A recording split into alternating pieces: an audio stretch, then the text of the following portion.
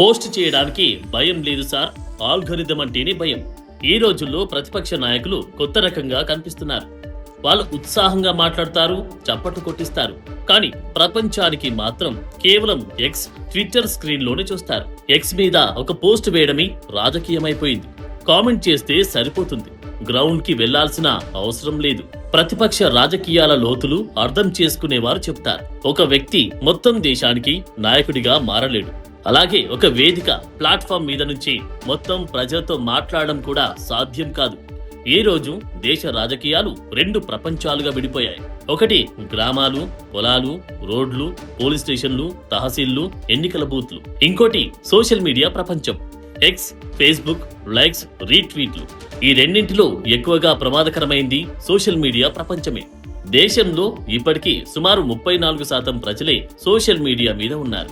మిగతా 66% ప్రజల కోసం ఎటువంటి శ్రమ లేకుండా ఎన్నికలు ఎలా గెలుస్తారు? అసలు సమస్య ఏంటంటే ప్రతిపక్ష నాయకులు ప్రత్యక్షంగా మాట్లాడడానికి భయపడుతున్నారు. వాళ్లకు ఎదురుగా ప్రశ్నలు రావడం ఇష్టం లేదు. ఆల్గోరిథం నుంచి మాత్రం భయం ఉంటుంది, ప్రజల నుంచి కాదు.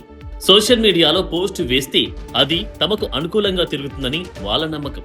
అక్కడ ప్రభుత్వం కూలిపోతుందని అనుకుంటారు. కానీ ప్రభుత్వం ఒక పదంతో కూలిపోదు, ఆల్గోరిథం మద్దతివ్వదు. ఇలా రాజకీయాలు నెమ్మదిగా డిజిటల్ మాయాజాలంలో చిక్కుకుంటున్నాయి. గ్రౌండ్ రియాలిటీ మర్చిపోతున్నారు.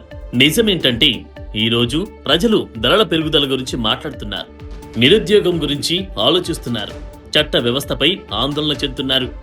కానీ సోషల్ మీడియాలో మాత్రం లాలీపాప్ లాలీపాప్ అనే నినాదాలే వినిపిస్తున్నాయి. గ్రామానికి వెళ్లడం చాలా కష్టం, పొలాల్లోకి దిగాలి, పేదల ప్రశ్నలు వినాలి. అది చాలా శ్రమతో కూడిన పని.